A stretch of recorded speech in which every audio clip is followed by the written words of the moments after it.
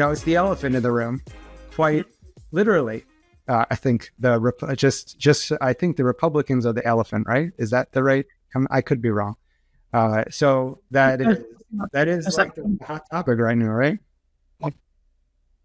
Yeah, I would say that's the perception. And we were just talking offline about the impact of podcasts and how obviously the Republican Party have marketed themselves incredibly well, and perhaps it was the fact that they've been putting themselves out there on the likes of the Joe Rogan show and sort of pitching for their candidacy on such an open forum that's probably push it in their favour. And you were saying, weren't you, before, Franco, that perhaps one of the biggest mistakes that Kamala has made is by not putting herself out there more. And I was listening that she hadn't. I think Trump was invited onto CNN, which is a very pro-Republican network, and he's happy to face those challenging conversations. Whereas I think Kamala was invited onto Fox. And just refused to go on there. Yeah, she would go on Fox. Oh, did she? Okay. It was actually a pretty good interview. What I thought was most interesting, so I'd like to keep this as even keel as possible, not try to pick a side, but discuss how each side approached the election from a data and statistics standpoint and marketing, because that's one of the things I think. Personal politics aside, I'd like to leave that out of it. So some interesting things. I think it was great of Kamala to go on to Fox. That conversation was, from my perspective, heavily biased.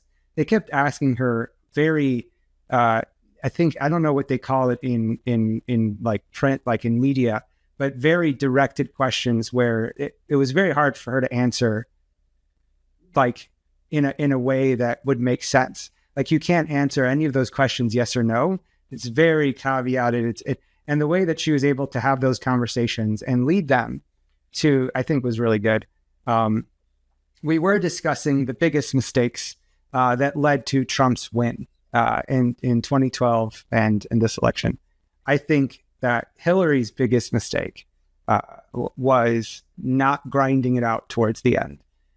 And you got the inverse this time. I think what was interesting to me is Kamala learned from Hillary's run that you don't take anything for granted. I think she worked harder. She only had like 6 months, 3 to 6 months to do this.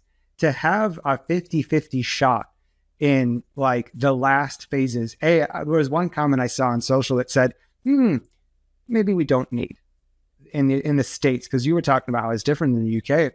We start elections ridiculously early, and it's on TV, there's paid media, there's all of these things, and it's very influential on the public. I think Trump's a brilliant marketer. Like, if anything, if he can do anything in this world, it's marketing. And he played I think from my personal perspective, he played the media like a fiddle. He knows how to be provocative, how to keep his name in the news. It doesn't matter. Towards the end, he was doing silly stuff. And it was just like, why is he doing this? Attention. Yeah. And the attempted assassination was, as unfortunate as it was, what a great marketing, tool for him to use. To see him kind of come out with his fist up, blood, and we'll fight to the end. I mean, that again is probably paid in dividends on his behalf. And this is going to be really hard to say, leave personal politics aside. So just analyzing the actions of the person, right, and of the act, if that were orchestrated, right, it went off exactly how it was supposed to. All I will say about everyone who's analyzed the event, of all of the things that I've seen, even watching the tapes, even seeing analysts, you couldn't have planned it better. Because there was a cue, the sign, right? There was the where the shot was going to be made. The family just didn't seem like, so it seemed very orchestrated seemed, I'm not accusing anybody, I'm just saying my personal perspective, it seemed, and a lot of people agree. But again, I think it's brilliant marketing. Absolutely brilliant. And the fact that they had like the ear bandages on people and people were doing that, all marketing, right? Yeah. I think it's great. Yeah. I would, some of the things that I wish that and actually, if you go back to the Obama era, Obama was excellent at marketing. He knew how to market hope to the people at that time period. And I think Trump saw that personally. And he was like, I could outdo that. And he did. He didn't win 2 consecutive terms, but he did win 2 terms. So it's interesting. And obviously bringing it more topically, and I appreciate it's still very early days, but what impact do you think this could have on our industry? And by our industry, I'm talking about the data and AI industry. What impact do you think? What do you see happening during his term to our industry?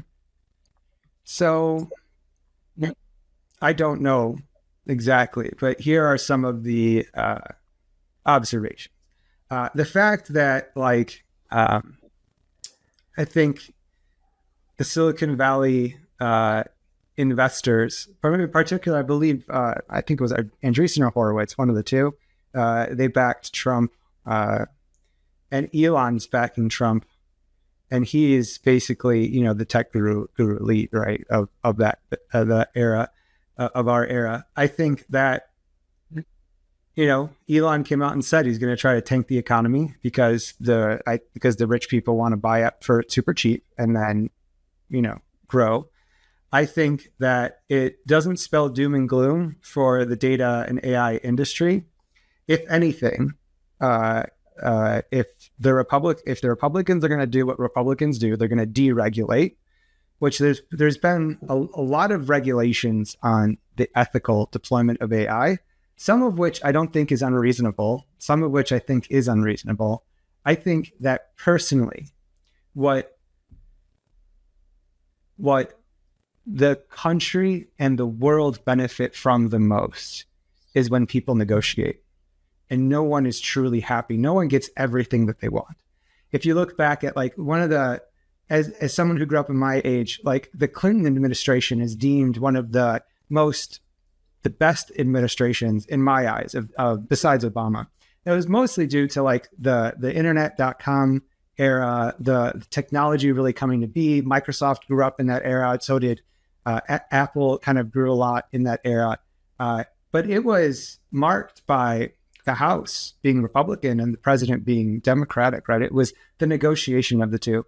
I fear, so even though I think that conservatives will deregulate, which is good in a sense for the AI industry because less regulations means more growth. Right. I fear no checks and balances on that deregulation. The whole point, I was discussing this with my older son because he's trying to understand, well, the president really doesn't do much. It's really Congress. And I'm like, yeah, well, it's all a system of checks and balances. You got the Supreme Court, you've got Congress, you've got the president, and they're all meant to keep each other in check so that there's not one ubiquitous power controlling everything, right? But now that the Supreme Court is conservative and now the House is, I think the House was still up the last time I checked, but the Senate is fully conservative and the president is almost like they've got alignment from top to bottom just to do whatever they want, license to do whatever. That concerns me a little bit because the founding fathers of the states, and I think everyone globally would agree that it's the balance of the two. And if you look at the statistics, I'm still looking at the numbers flowing in. It's still 50-50-ish, right? This is for the House we're talking about? Huh? This is for the House? Referring to the country in general. Okay. The country is still 50-50-ish, right? They're still split. And it's concerning that the alignment and the concentration of power that is coming, that concerns me a little bit. But will our industry be super impacted? Deregulation is good. Not implementing a whole lot of AI regulation is good. I'm concerned about ethics. I'm concerned about the fair, there's a quote, the future is here. It's just not evenly distributed, meaning that usually technology is concentrated at those with resources. I'm I'm concerned that like the wealth will be non-distributed and the access to AI will not be distributed because of what that regulation would do. So that's concerning a little bit. Those are some thoughts. I have a lot more data to look at to have like more opinions on this, but that's kind of what I think at the moment. What about with the FANG companies? How do you think a Trump administration will affect the FANGs? Who do you see as the winners, the losers of this? If there are winners and losers, I mean, the internet seems to think like Musk's companies are all really good investments right now. Probably. That might be a good idea. Palantir, I think, is already public, and they just announced really good financials. And the fact that they are very country gung ho, going to protect everything, I think that there's going to be a bull run there. I think any company that does anything with defense and financial industry is going to do really, really well. Those are some of the things I'm thinking of. As far as like the FANGs, Microsoft always does well. Google, I think Google's Google needs a wake up call. I'm just hearing a lot like internally, it's not is what it was. I don't know, but we'll see. I think the jury's still out on Google. I think the fact that both Perplexity and ChatGPT have come up with an advanced search capability that blows Google out of the water, I think is very concerning because we all know you can go look how much money they make off ad search. And if they're not going to make that money off of ad search anymore, that's very concerning. Microsoft's always going to do well. I would never bet against Microsoft existing, although growing, we'll see where the chips fall in there. Obviously, I don't like some of their software, but that's besides the point. I think the investment into AI is going to flourish. I think that the conservatives, if they knew what they were doing, and Elon is in there, in Trump's ear. The other thing is like you have those two egos. Who knows how long that's going to last? That love is going to last between those two, right? But that's kind of what I think at the moment. Deregulation up front. Anyone who's doing anything with investing is going to do very well.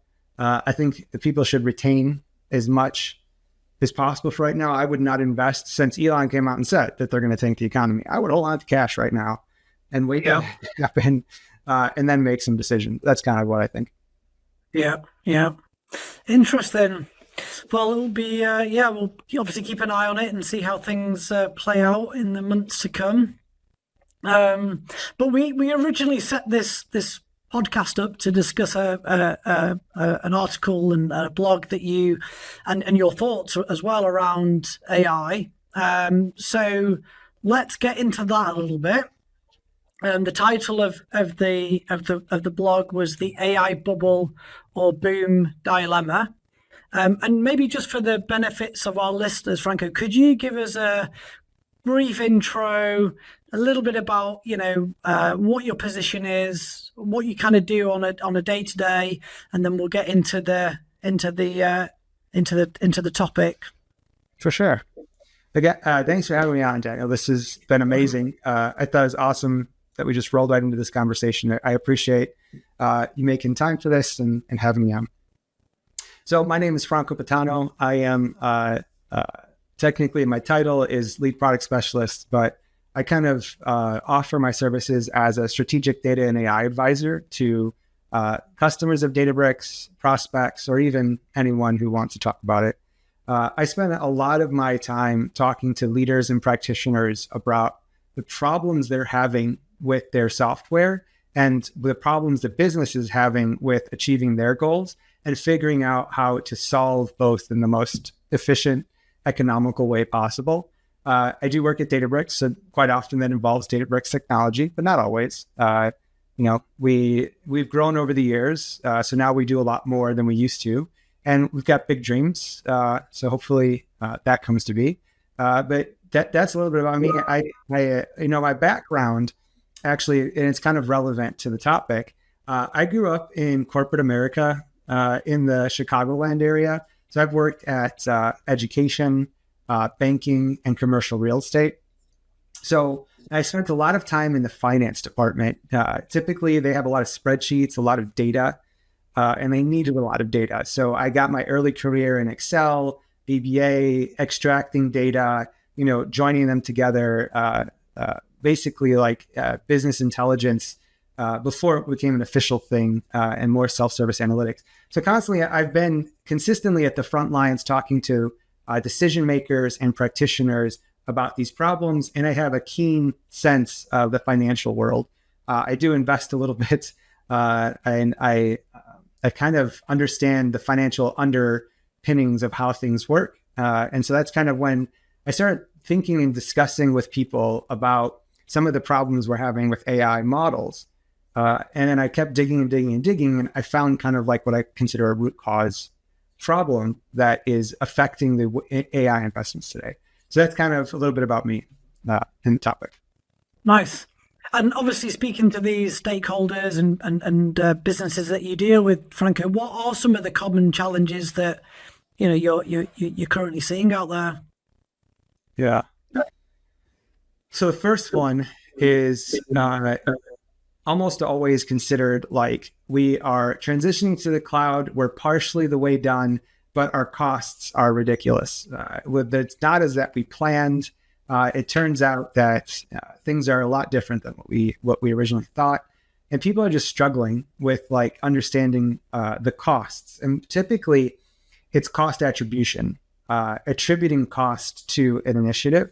And this is where a lot of like my finance background came in, where it was like, how do you show value in these things? And really, you have to attribute cost, revenue, and value to those costs. If you can't connect those dots for the finance department or who's paying the bill, essentially, there's another term, people call this FinOps. I think FinOps is a part of it.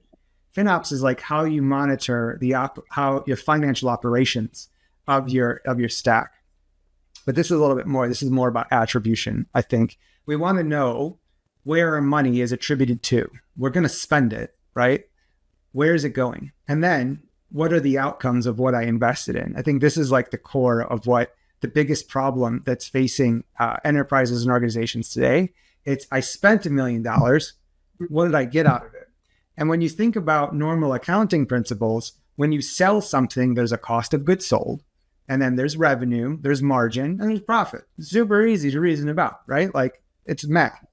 When we're talking about data and AI models, it is not so simple because the cost to acquire data is variable, right? Like there's a cost when you consider like cost of goods sold, the cost to acquire data is variable, and its impact on outcomes can be variable depending upon how you attribute it. So it's actually this attribution principle that is core to financial, you can call it FinOps, but I actually call it like, I don't even know if it's a fancy term. Maybe we should come up with one. But like, how do you financially attribute cost of data to outcomes of models? There's like that correlation. I don't think we're super clear on that yet. And that's kind of what I started peeling back the onion with this blog. Sure. So with the research that you've been doing and the conversations that you've been having, like where do you start? Where do you start to answer some of these questions?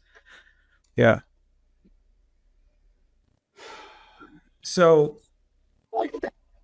how I start the conversation is a lot of times it starts off with a challenge.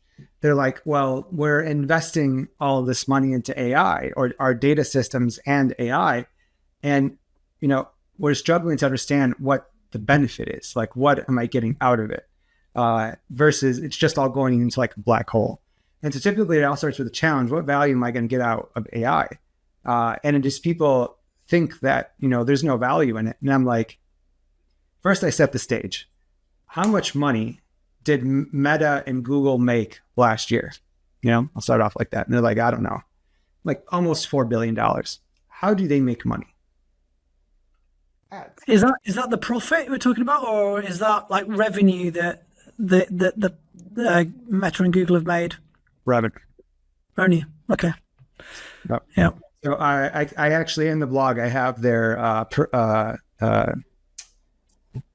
Sankey charts of their financials, so you can take a look. I wondered because I thought in the blog it was, and maybe I misheard you. Did you say 4 billion or 400 billion? Because I read it as like, I'm sure there's 379 billion ish. So I just want to make sure that I didn't mishear you there. Sure, but you know what? I'm going to double check just to be sure, because you never know why I could be wrong. So Meta, you're right. I was wrong. So Meta is 131 billion, and Alphabet is 162. Actually, if you add all that up, it's 400 billion. I apologize. 400 billion. That's in ad revenue, right? Ad revenue. Yeah. So they make Google busts it up in search advertising, YouTube, and AdMob, AdSense, and other. And then Meta is just all advertising. But if you add all that up together, 400 billion. I'm sorry, I misquoted the number. That's so good. How do they make that much money? That is a considerable amount of money. Like, what do? They use AI. They use machine learning and AI to determine, how do I keep this person engaged? Which is another topic altogether, But then how do I increase the accuracy of my advertising spend? And basically, they both have systems where you can spend money to target very, very, with precision, very, very specific groups of people. No other advertising platform has that. You can't go to television or print advertising and say, I want to target 32 to 48-year-old mothers with 2 children that are single family homes, like, for example. You can't do that. With Facebook and Google, you absolutely can. You can tell it exactly with precision who you want to target. And and pay handsomely for that too, right? Advertisers are willing to pay a premium to do that.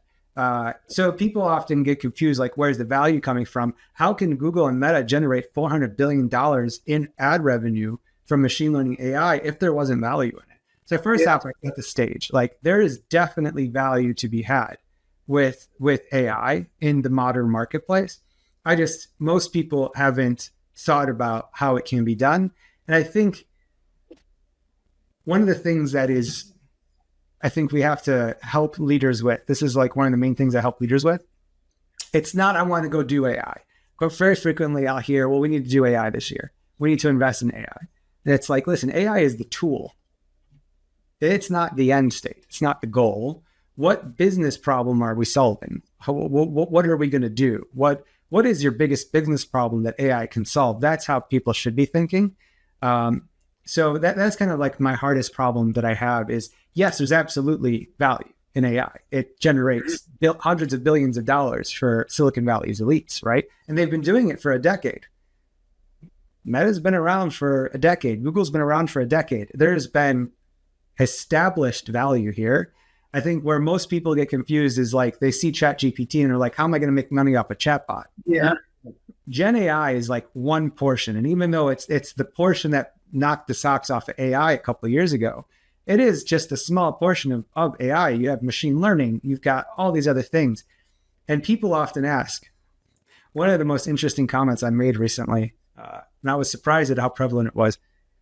Do you know why AI is so accurate, or can be so accurate? How can AI be, or machine learning? Like, how can we get accurate, like really, really good accuracy? Have we ever talked about this? I know we haven't talked about it. I mean,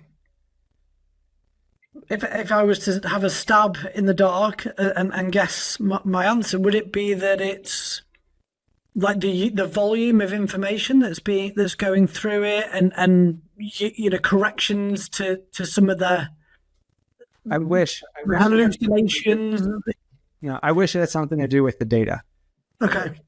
Has nothing to do with it. The reason why machine learning and AI is so damned effective is because humans are predictable.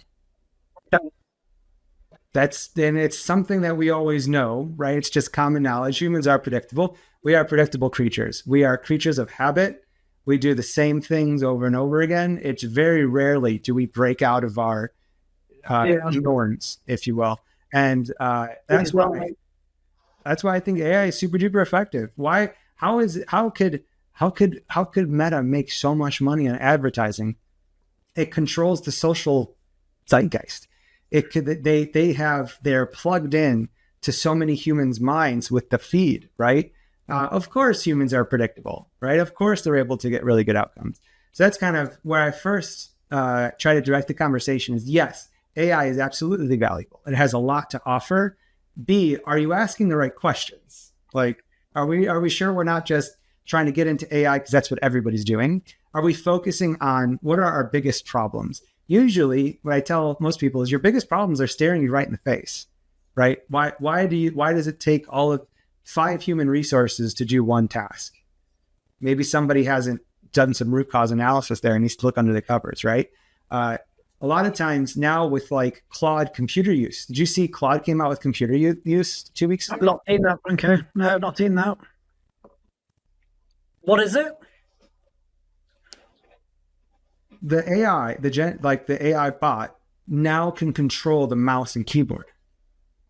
Okay, so is the bot called Claude? Is that what it's named? It's Claude Sonnet through 2.5 computer use.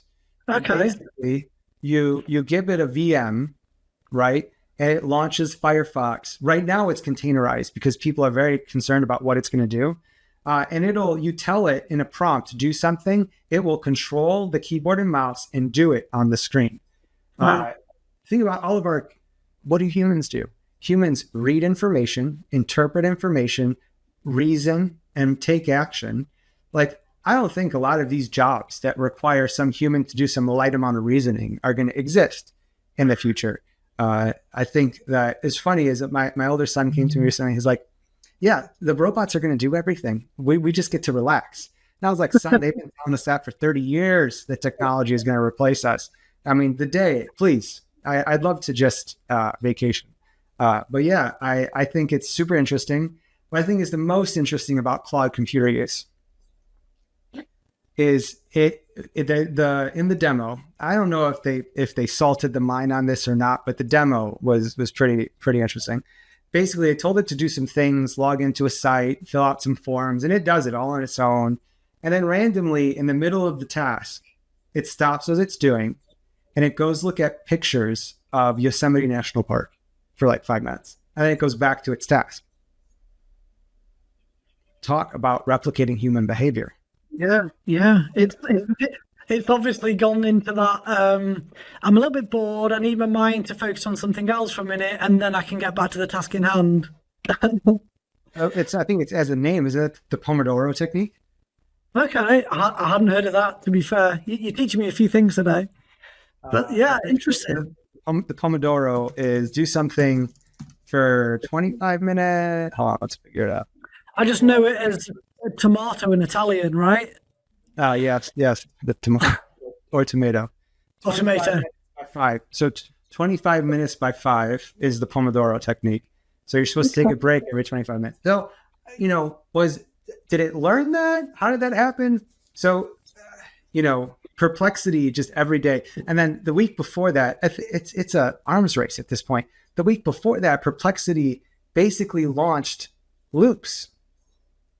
So I can tell it, for this type of thing, analyze this for each one, and then aggregate and give me the summary. And it will for loop. Literally, I can give it an English for loop, a language for loop, and it will go and do it. It will loop through something like before when we started the conversation. I wanted to see if I can find some interesting statistical tidbits. So I asked it, look at the recent election results. Look at the data and statistics, what's interesting in 2024 that differs from previous years. And it basically started a loop. It went back to every election and it looked at the data and it came back. So these capabilities of these AI agents with Anthropic, with Claude, with OpenAI and ChatGPT, and then you've got, Meta with Llama. Llama came out with Vision a couple weeks ago. Now you can reason about images. Yeah, the arms race that's happening is flabbergasting. I'm going to stop my thoughts there. I think I've been going on for a while. Oh, it's all really interesting stuff, Franco. What I'd be keen to understand as well. So we were talking earlier about, the conversations that you're having with customers, where the value in Gen AI actually is, and we spoke about obviously the Metas, the Googles, like they are genuinely benefiting from AI. $400 billion in ad revenue last year. Of the conversations that you're having, what percentage of customers do you see that are actually making money from the use of Gen AI and who are actually using it well?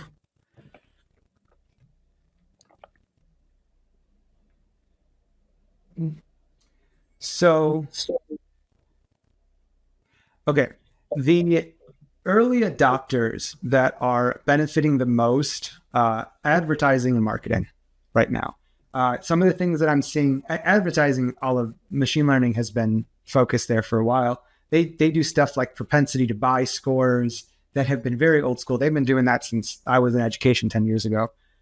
It's not relatively new. What I'm seeing now is customizable copy depending upon the profile of the person the ad being shown to, which means there is a core concept of the ad, and then every impression, it understands who's looking at it, it understands their profile, and it will use generative AI, Gen AI, to customize the copy for the specific impression to the person.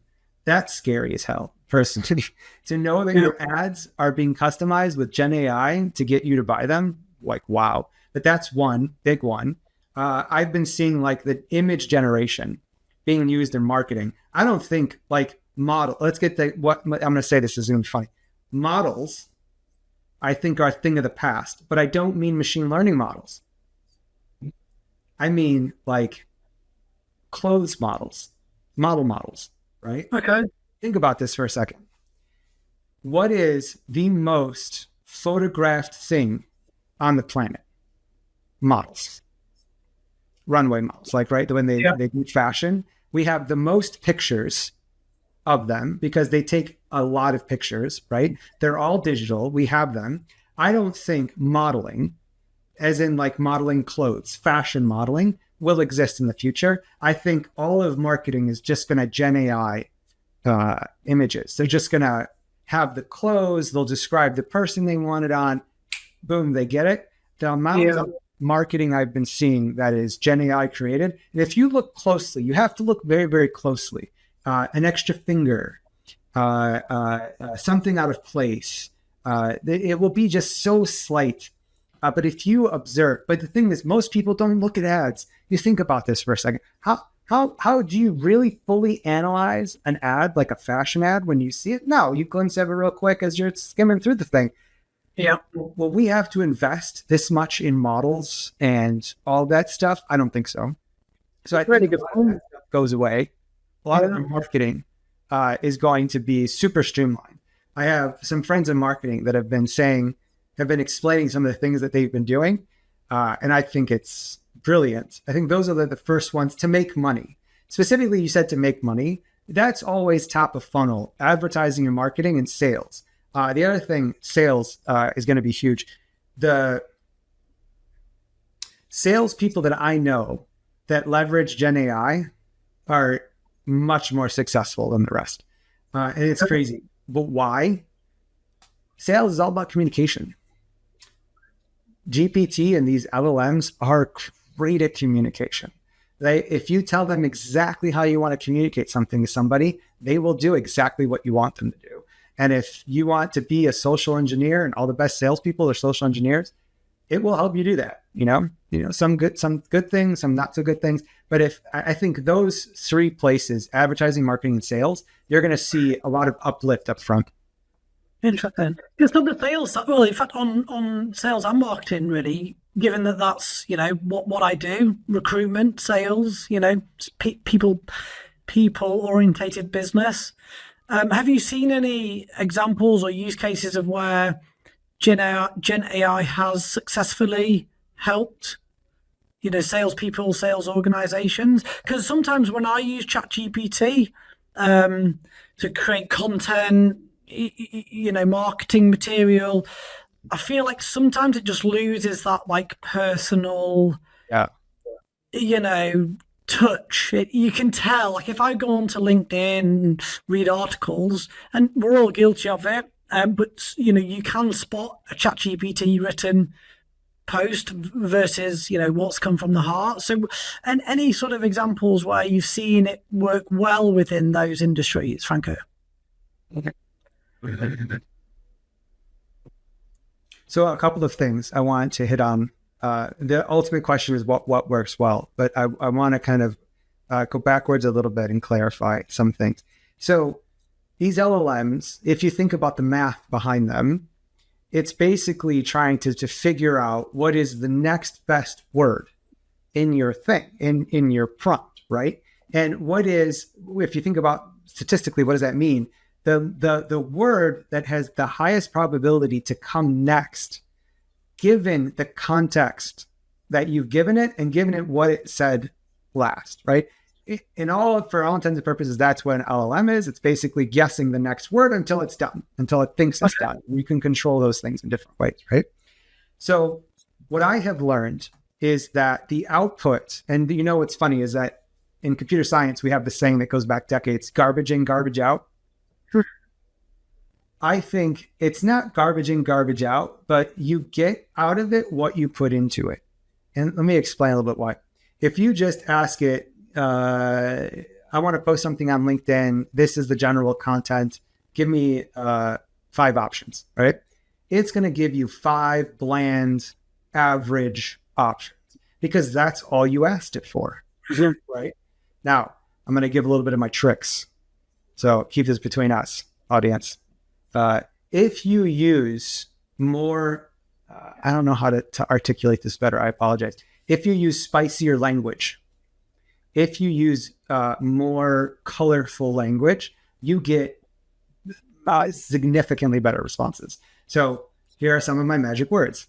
Please give me a post, a blog, something that is engaging, thought-provoking, will appeal to the audience that I'm trying to talk to, and would be interesting, right? And like I use all these words, and then sometimes I'll follow it up with be creative.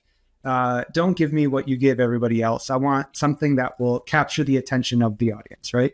I add all these magical words. All of a sudden, I'm getting something completely better. And then I spice it up just a little bit with don't use your comment. Don't use your most common phrases. And one of the most common things, I tell you, you said it. And when you said it, this phrase came into my head. And I'd love if the audience wants to interact in some way, let us know if you agree, disagree, what you think the phrase is. But when I read or see in a world where whatever, I'm like, as the first sentence. Yeah. ChatGPT. Yeah. And I said that to somebody who posted a blog, and I was like, it started off in a world where blah, blah, blah, blah, blah. And I'm like, the ChatGPT wrote all that.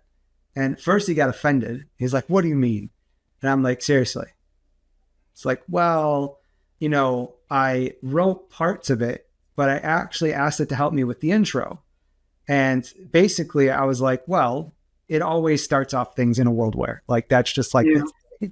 I was talking with somebody else because we were discussing this, and they were like, well, what if people are now reading this and they're just echoing, mirroring back what the LLM taught us? And now, because we're consistently reading things that start off in a world where, now all of a sudden in our heads, that's how we start things off. So is it an element of the LLM put it back into our heads, into the masses, and now that's how we write?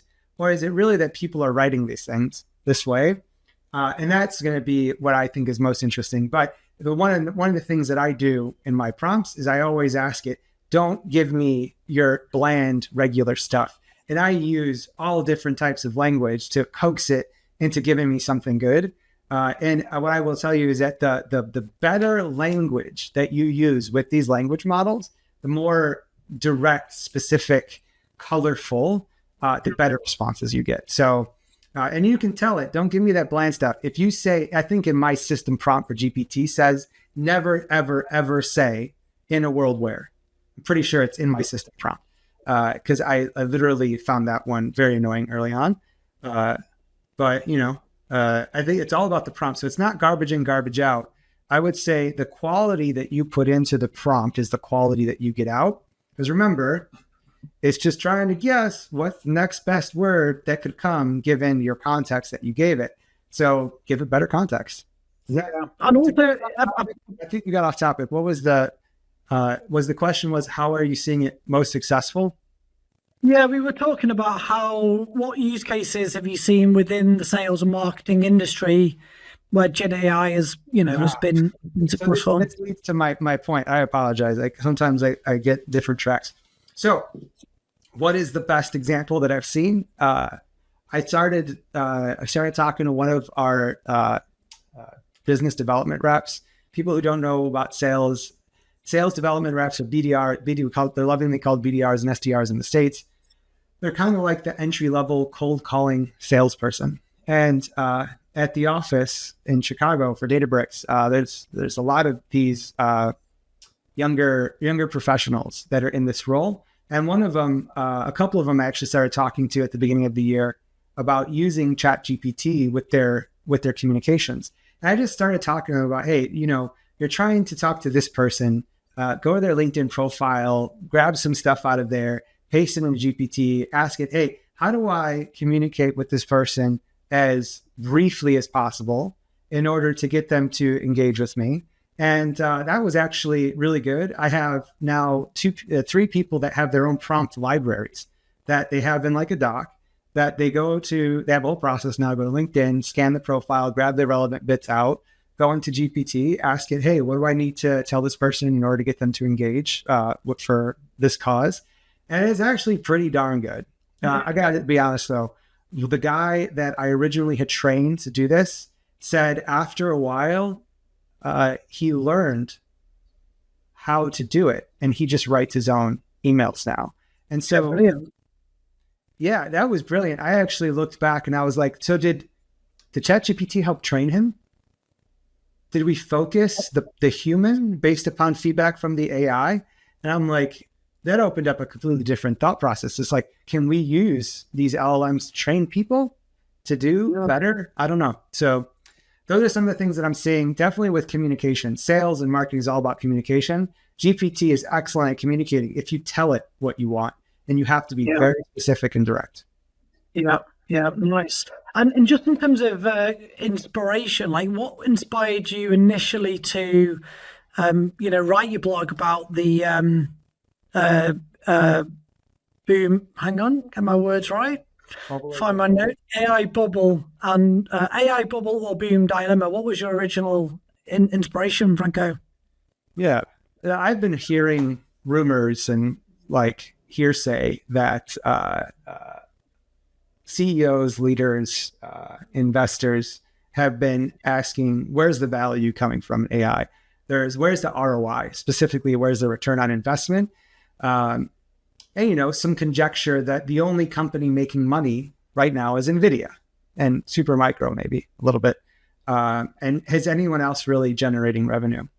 And I was like, or again, sometimes it's about generating revenue. I kind of wanted to say that it is about generating revenue or avoiding cost complications, right? You're going to have costs. AI helps you avoid mistakes, like costly mistakes that will end up being very, very margin intensive. It helps you, comply to risk if you think about it. So it's not just generating revenue, but how do you optimize the business overall? And what I have observed is because I'm a finance person, so the example I gave in the blog was, imagine that you have two companies. You have a widget company and a model company. The widget company invests in this machine that makes widgets, right? Let's say they invest $1 million. And the model company, let's say they invest $1 million in a model, right? The widget company is actually able to get tax benefits from the investment into the widget making machine. The model company machine who makes this awesome model that is able to generate 70% of their revenue cannot get any financial benefit from the investment in that model because of how the current laws are written, the current accounting principles are written. It's what's called an intangible asset. You can't physically feel a data model, an AI model, right? A widget making machine has a physical presence in a room, right? So it's called a tangible. And our laws were written this way for a specific reason, because you can physically hold a tangible asset, right? And it has to have some type of value. I think in our digital world, we need to rewrite our accounting principles. These digital assets, which, before it's a kind of a little, snarky, funny, Bitcoin is now a digital asset. NFTs are digital assets. There's tons of digital assets that are not being accounted for. There's actually a whole thought leadership that at Databricks, Junta Nakai talks about the value of data.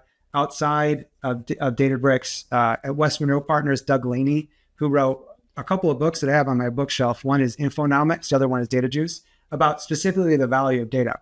So these thoughts are not new, that data and AI have value, but we cannot report them on books. On the accounting principles, you cannot hold data because it's an intangible asset, nor an AI model because it's an intangible digital asset. I think this is wrong because all of the investment that is going into AI cannot be attributed to creating it. And thus, we cannot get any of the financial benefits from it, like writing down or any of the accounting principles that go along with the investments for these assets. So the reason why these elite, the CEOs and the investors aren't seeing an ROI is because we literally cannot, due to accounting rules, attribute the costs associated with an intangible asset. And so literally, quite literally, there is no ROI because we cannot attribute it to that because of how these laws are written. And so I wanted to be able to, communicating this problem is really, really hard, right? Communicating this problem is an entanglement of accounting principles that go back hundreds of years. Like double book accounting goes back, I think, to the Medicis in like Florence hundreds of years ago, right? This is like the Leonardo da Vinci era. That's how far back accounting goes. This is how old double entry accounting is, right? Like these things, these concepts are really old. I think we need to modernize our accounting principles.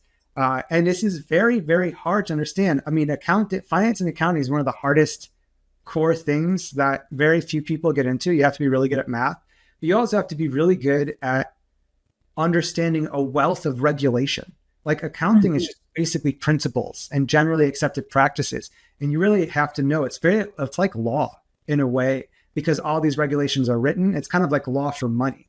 And so these concepts are very, very hard to understand. And so the reason why I wrote this blog is I wanted to break it down into super duper simple, easy to understand concepts. And that's why I took this example of two companies, a widget making company and a model making company, and how it is just completely unfair. The model making company could actually have a 70% margin because it's digital. The widget company, typically like real assets, tangibles, have very, very low margin. It's like 30 up to 30%. You're usually in the 10s, maybe 20s if you're lucky.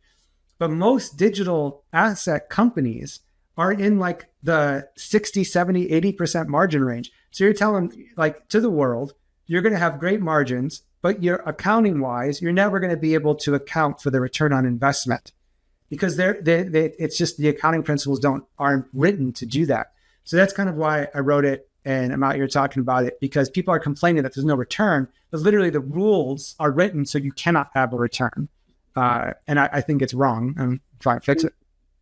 How would you go about fixing that then? When the rules have been in place for, as you say, many, many years, what can you be doing to make the difference? So what's funny is it goes back to deregulation, which goes back to our earlier topic of, we just, the election in the States. So I think that how would you go about doing it? First, you would need an administration who was open to deregulation, which, hey, that happened. Could be good. And the tech elites kind of have invested significantly. They'll get their way. So I actually think the world is being primed for this, even though some things I don't agree with, some things I do. You would need an administration who wanted to deregulate, which is in place. You would also need to align the GAAP, the Generally Accepted Accounting Principles. You need to align FASB, which is another org that is in the financial space in the States that regulates businesses. So you'd have to align these organizations, and basically there would have to be like lobbying and special interests to align all these groups to make it happen. I think it will. I think it might take a year or two, but I think that the premise and the ultimate benefit are too great to ignore. There's no way you can fuel an AI economy and not make these changes. You have to be able to account for the GPU time. GPU time is expensive. It's very, very costly. There's no way that you could just toss that onto costs of your books and not account for it. You have to be able to write your taxes down. You have to be able to leverage those losses in some type of financial way. And the way that things are written today is you can't, which I think is bonkers. You're never going to get the investment in AI the way that the rules are written. And I think that slowly by slowly, it will happen if enough people want it to happen. And I believe that due to the amount of money being poured into the industry, on top of the expectation that this is going to be the growth vehicle of like the next generation, I think that's all too much. You can't ignore it. It's not going to be easy. Aligning all these very staunch, old school thinking people and organizations into a new way of thinking is not going to be easy. But there's a considerable amount of research that has gone into it already. I kind of documented in the blog. There's a lot of thinkers that have already put out articles on how to do this, how to value intangible assets, especially modern digital assets. I think it'll take time, but I think we're primed for it happening, given that the conservative agenda is to deregulate, and they've gotten control of the American government at this point. Do you think that companies like Databricks and other technology companies who effectively are selling Gen AI solutions, do you think they will benefit then from the deregulation? I think there are too many variables at the moment to make a claim like that. Some of the things that I think about are,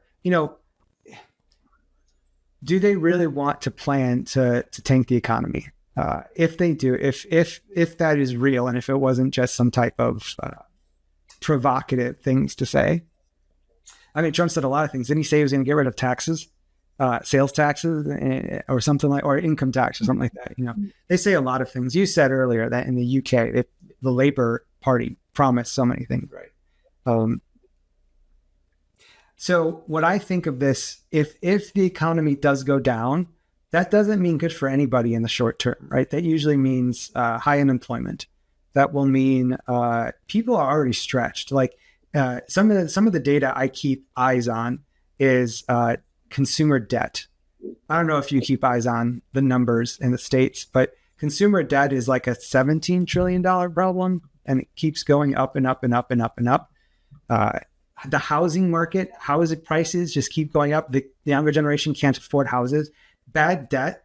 So like writing off bad debt has been going up, especially for corporations.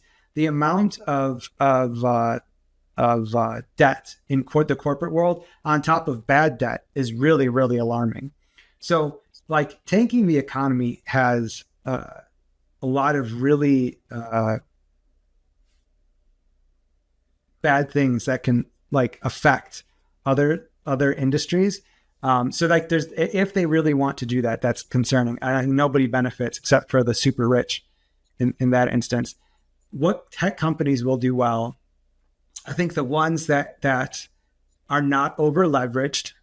So I think companies that have over leveraged are going to have a very bad next couple of years. I think that if you've taken on a considerable amount of debt and your bad debt ratio has been going up for the past few years, I think things are not going to look good for those companies. we've already had massive unemployment issues. Like tech layoffs are happening all over the place. I think, didn't somebody else just announce another tech layoff? I think it was, can't remember who it was, but unemployment is probably going to go higher. That's not good for anybody. Is AI going to be the saving grace to save the economy? Not unless we fix a couple of these accounting rules and such. But I think the companies that will benefit are ones that are making material advancements in AI, have a long runway of liquid assets. You have to have reserves in this economy that we're going into. Debt is at an all-time high. Bad debt is going up. I think the ability of the government to borrow is going to be inhibited a little bit, given that Trump's at the helm. We've still got a couple wars out there. What's going on with Russia? So I don't know. I think it's too early to tell who benefits. But if you have cash reserves on hand, if you have low amounts of debt, and you're able to service your debt in a reasonable way, and if you have ample margin to keep you afloat, I think you're going to do all right.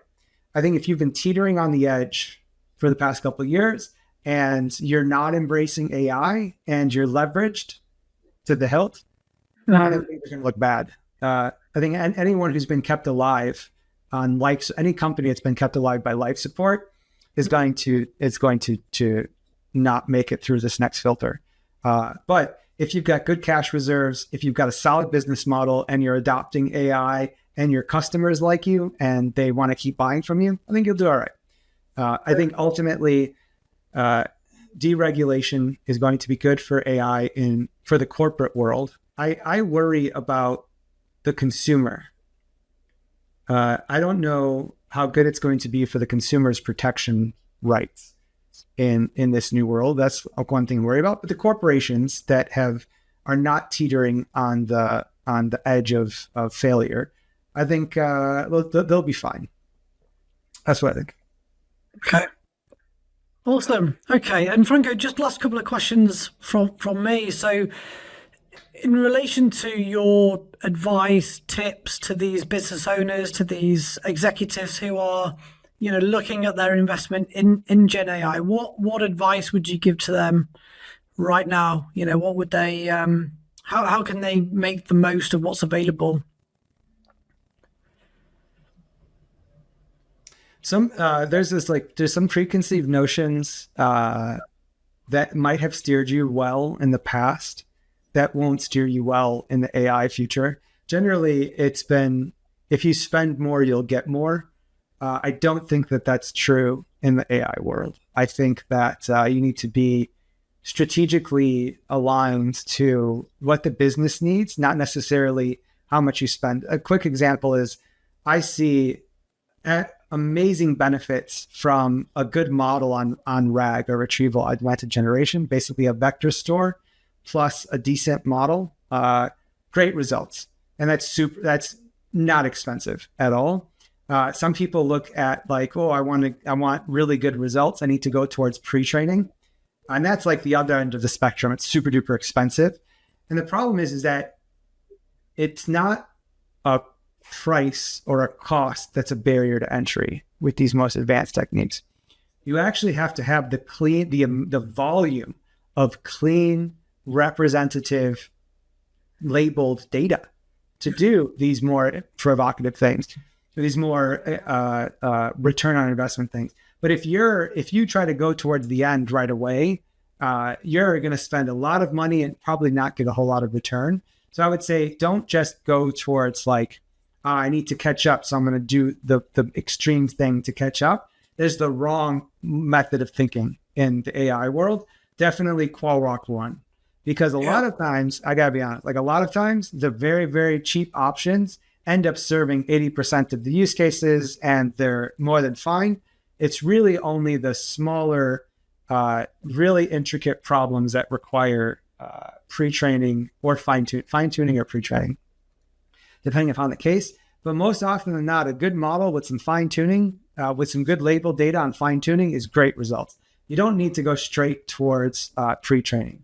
That is for like when you've exhausted all their options. So one that you should be thinking out as an executive is it's not a race to the finish. It's not a race to do the most expensive thing. Don't think that because, I budgeted $1 million, I have to spend $1 million next year. I would say, try some of the more lucrative entry-level things to get started, and then really focus on what the business problems are. If you focus on what are the most costly problems, and you can do this, pull up the GL, the general ledger, pull up some of your reports. What are your most human resources are the most costly thing in the world, right? We're the most expensive resource when you look on books. Look at where most of your human capital is being expended and why, right? Mm-hmm. And then other than that, are your systems effective to your human capital? A lot of times I find that like the software, the interface to the data is overly complicated, that the human resources are like, they can't deal with them. AI can revolutionize interfaces. Like the interface is going to completely change in our future. So focus on where are the most of the expenses being expended, because cost of goods sold, like that stuff is going to stay the same. It will cost to produce widgets the same amount tomorrow as it will today. Generally, things might fluctuate a little bit, but look at your on like where you're spending as a company. Is it on human capital? Where are you spending all of that human capital? Is it on software? Is it on office space? I would focus on where are the biggest expenditures, and then look to your data scientists or your enterprise architects and say, what can we do to automate or use AI to make this less costly? I would say because a lot of people look at, well, how do I generate revenue with it? Yeah. You could have impact 10% top of line, right? But what if you could impact 30% bottom line? And it be sooner than waiting for top of line growth. I would say upfront, look at bottom line optimization. How can I optimize my OpEx, right? My margin. You're generally going to find a lot of low-hanging fruit there. At the same time, you could start leveraging Gen AI for advertising, marketing, and sales.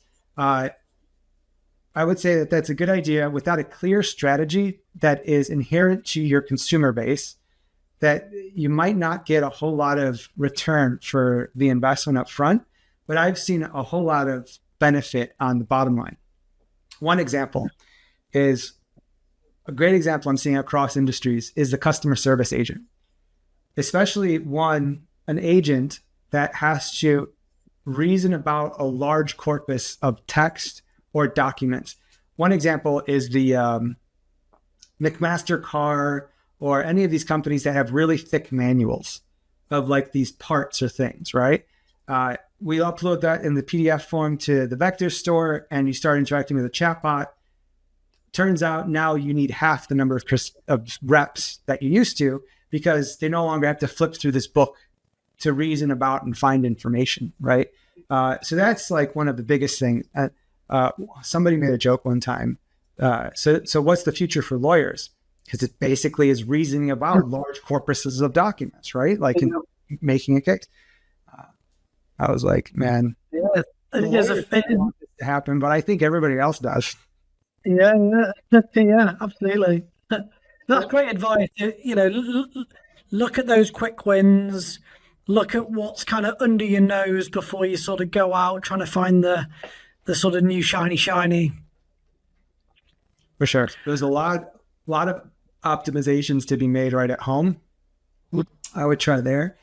Mostly just ask your trusted people internally, where could we be more efficient, right? Yeah. Usually they'll know that these problems, they've been swept under a rug for years, right? Because there's no possible way. 3 years ago, we had to throw humans at this problem. Why? Because there was no AI at the time. What are all those problems that we had to throw humans at, right? Let's start looking at those. Do we really need all these humans to solve this problem?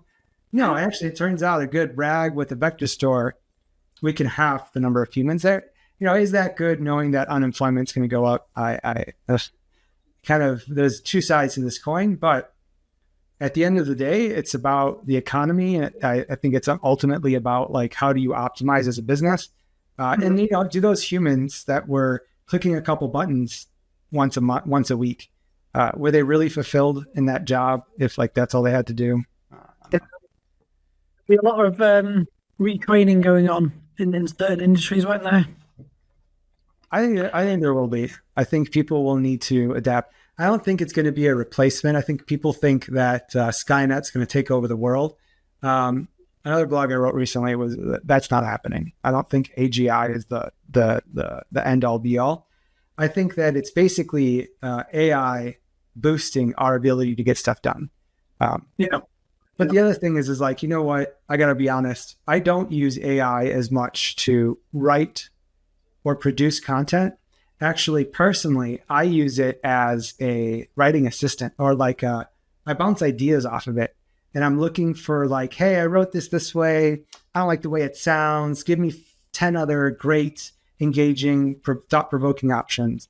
And it's like, I like these two. I like this one. I'll say, so it's more of like, I need creative juices flowing. And I'm like bouncing ideas off of a partner. And ultimately, I write. I think I had GenAI write one piece for me, and I didn't like it at all. Like the whole, like you said earlier, it was bland, it was average, like it didn't go anywhere, it wasn't human. So I was like, this thing doesn't know how to write. A great research assistant. Like I'll forget, I read this one thing 3 weeks ago, I wanted to quote it. This was generally what it said. Boom, it'll find it, right? That's cool. Find me 3 resources that align with this method of thinking, and boom, it'll find it, right? Or I know nothing about this other thing. Give me the Cliff Notes version real quick, right? It's a great research assistant. But at the end of the day, I think humans are still going to drive. And I think there was a quote once that said, we're using Gen AI to write and draw and produce art. It's like, no, I wanted AI to do the dishes and laundry. I'll write and do art and draw. Like, what is this? So I think we need to get the AI to do our dishes and laundry. I still like writing. I still like doing art. I still like messing with music. I think the Gen AI kind of drifted us further into it doing the fun stuff for us. I think it's a good research assistant, but I don't think it's going to write all of our copy in the future. Okay, cool. Yeah. So one of the new initiatives that I've been working on the podcast, Franco, is I ask the previous guest to come up with a question that I can ask to the next guest. So Holly Smith was my last guest on the show. You probably know Holly quite well, with her also being a brickster. For sure. She's amazing. So her question was, what is the personality trait that you least like to work with when it comes to technical projects? Okay. So I would say that the personality type that I least like working with on these engagements is, I would say, the troll. And why? It's because they, from my personal perspective, they have no vested interest in progressing the conversation forward. They only have intentions to make provocative and elicit and provocative statements to elicit emotional responses in order to throw things off track. And they're not vested in like an interest of moving things forward. And it's just something that when this personality type pops up in engagements, even online conversations, or just plain old fashioned, in-person events, it's very tricky to deal with them because it's like you can't reason. There's no reason. They just want to troll, right? Like they're in it for the lulls.